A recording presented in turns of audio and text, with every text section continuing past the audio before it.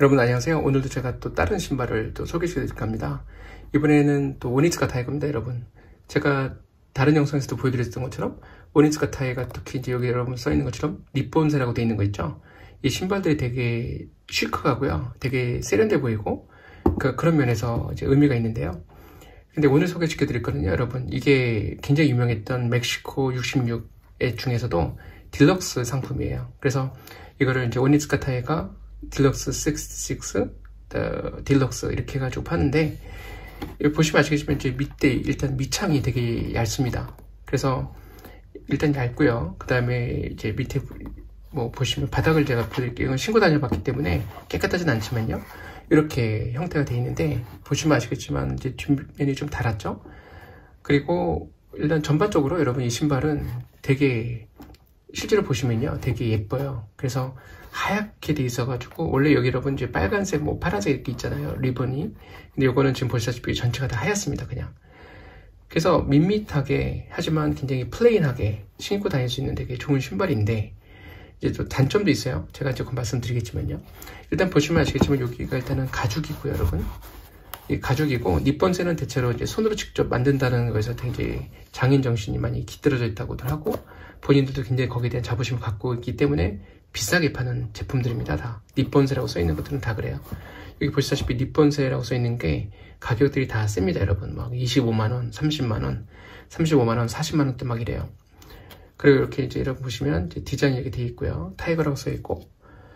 그래서 이게 언뜻 보면은 그냥 되게 단순해 보이는 그런 신발인데, 뭐 흰색 신발을 좋아하는 분들한테는 굉장히 좋죠. 저 같은 경우도 제가 다른 영상에서도 말씀드리지만 저는 신발을 하얀 색깔을 좀 좋아하는 편이라, 예전에는 안 그랬는데 예전에는 뭐 빨간색, 노란색, 녹색 막 다양하게 신었거든요. 근데 이제 결국 제가 이제 발견한 거는 하얀 색깔이 그래도 제일 잘 맞는다, 마음에 들고 그런 생각이 들었고요. 단순하면서 좋다는 생각이 들었어요. 자, 다만 이 신발이 여러분 완벽한 신발은 아닙니다. 제가 왜 그런지 이제 말씀을 드릴게요. 여러분, 제가 다른 영상에서도 말씀드렸는데 제 채널 중에서 여러분 그 재생 목록 가보시면 신발만 모아놓은 그 재생 목록이 따로 있거든요. 이제 거기를 보시면 아시는데, 제가 이걸 대체로 오니츠카 타이거를 얘기할 때 늘 제가 비교하는 게 이제 나이키입니다. 근데 나이키랑 비교하기 좀 그런 게, 여러분 오니츠카 타이거는 현재 나오는 오니츠카 타이거들은 대체로 프리미엄급, 뭐 인도네시아나 베트남에서 만든 것들은 프리미엄까지는 아니지만, 일단 요 오니츠카 타이거가 요즘 나오는 그 형태를 보면 약간 패션이라든가 이런 쪽으로 치중되어 있지, 일단 기능성은 아니에요. 그러니까 기능성 신발을 찾으신다면, 즉 달리기용이나 도보용으로 굉장히 편한 신발을 찾으신다면 오니츠카 타이거보다는 제가 봤을 때는 아식스를 가시는 게 맞죠. 아식스가 오니츠카 타이거의 회사니까요. 근데 아식스는 디자인은 이 오니츠카 타이거만큼은 또 아니죠. 그렇기 때문에 요거는 패션을 위주로 하는 신발이다, 오니츠카 타이거는, 이렇게 생각하시면 되는데, 그렇기 때문에 이제 한계가 뭐냐면요, 보통 나이키는 보통 신고 다니기도 좋고, 그러니까 즉 패션용으로도 괜찮고, 그러면서 기능성도 같이 갖추고 있죠. 원래 나이키가 시작이 기능성이었다가 사람들이 스포츠 선수들을 용으로 만든 거를 신기 시작하면서 캐주얼화된 부분이 좀 있잖아요. 그러니까 이제 그런 건 이해가 가는데, 그렇기 때문에 나이키가 신발을 보시면은 웬만하면 다 쿠션도 두껍고 신고 다니기 되게 편하게 돼 있죠. 근데 요 오니츠카 타이거의 이제 단점이 뭔지 제가 잠깐 말씀드리면, 이 신발에 대해서 말씀드리는 겁니다. 요 모델이 뭐가 문제냐면, 이 바닥이 여러분 보시다시피 굉장히 얇아요. 굉장히 얇아서 이거 신고 다니실 때 뭐가 있냐면, 몸에 충격 흡수가요, 이 신발이 못하는 면이 있어요.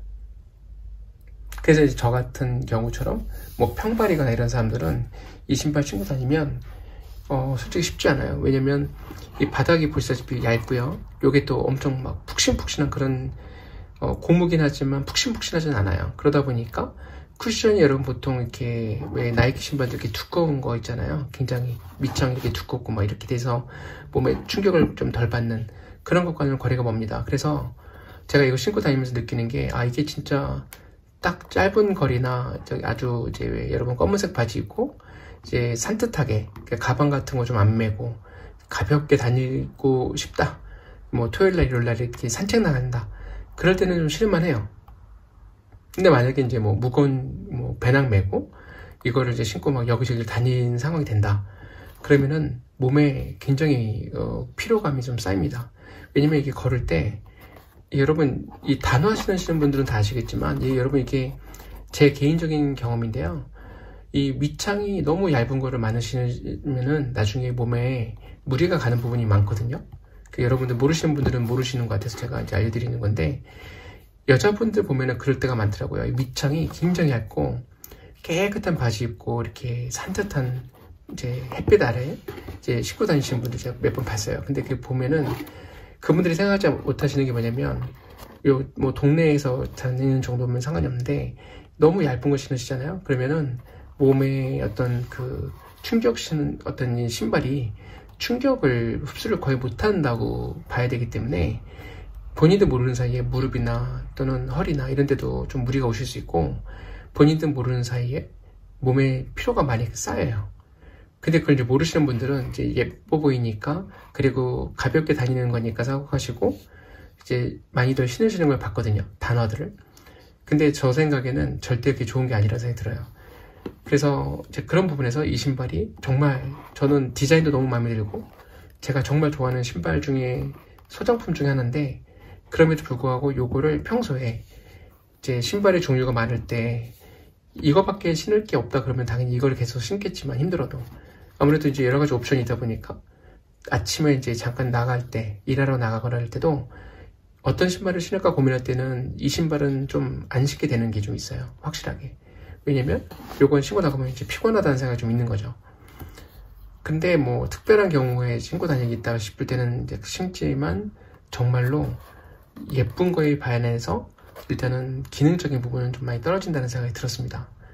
그래서 뭐 기회병이라고 하죠, 여러분. 만약에 누군가가 이 정도 금액으로, 이거를 살 금액으로 만약에 나이키를 산다 그러면은 이제 쿠션이 굉장히 두꺼우면서도 이제 몸에 무리가 덜 가는 굉장히 좋은 신발을 살 수 있는 부분이 있긴 하지만, 만약에 나한테는 디자인이나 패션 이런 게 되게 중요하다, 그런 분들한테는 이 신발이 저는 괜찮은 것 같아요. 운전하고 다니신 분들이, 여러분 이렇게 운전하다가 잠깐 내려서 뭐 장 보고 또 다시 또 차에 타서 또 운전하고 집에 돌아오는 정도라든가, 이거 신고 뭐 가까운 거리를 가거나 아니면 왜 그런 정도의 쓰임으로 생각한다면 이 신발은 제가 보기엔 최적인 것 같고요. 장시간을 걸어 다녀야 된다, 어딘가에 가야 된다, 근데 내가 항상 걸어 다니는 그 거리를 보면 이렇게 저렇게 해서 보니까 하루에 한 10km는 뭐 지하철을 타든 뭐라든 많이 이용을 해야 되게 그런 경우가 있더라. 그러면 이 신발은 가급적은 피하실 수 있다면 좋다는 생각이 듭니다. 그래서 혹시 여러분 본인이 보셔가지고 많이 걷고 이런 상황이 되는 부분이라면 가급적이면 저는 요거보다는 이 밑에 쿠션이 좀 두꺼운 걸 신으시라고 권하고 싶고요.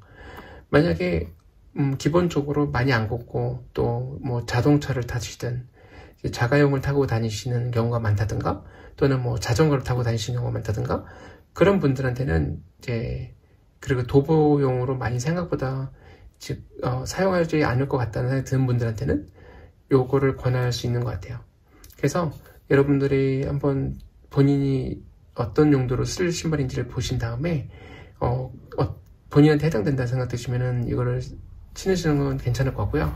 뭐 단순히 디자인 자체가 마음에 든다고 생각하셔서 신는 거야 뭐 가장 그거는 뭐 본인의 취향이시니까 문제가 없죠. 다만 저도요, 여러분 이거 처음 봤을 때요, 너무 마음에 들고 예뻐서 곧바로 샀어요, 생각 없이. 근데 나중에 이제 경험이죠, 뭐 신고 이렇게 하다 보니까 아, 이게 예쁘긴 정말 예쁜데, 그리고 신었을 때도 진짜 간지난다고 하죠. 그런데 기능적인 부분에서 만약에 이렇다는 걸 알았다면 내가 이걸 샀을까? 라는 생각이 들긴 해요. 근데 뭐 몰랐으니까 샀겠죠? 그리고 신어봤으니까 아는 거니까 후회하는 건 없는데, 여러분들은 이제 그런 부분을 참고하셔서 나에게 맞는 신발인지를 고민해 보시면 좋을 것 같고, 절대 매장에서도 신어보신 다음에 그냥 신어보신 다음에 예쁜 것 같다는 거에서만 결정하지 마시고, 맨날 제가 다른 영상에서 말씀드리지만 직접 걸어다녀 보시면서 또 재질에서 점프해 보시는 것도 되게 좋은 것 같아요. 그러면 이 신발이 얼마나 자기한테 맞는지 금방 좀 느끼는 부분이 있는 것 같습니다.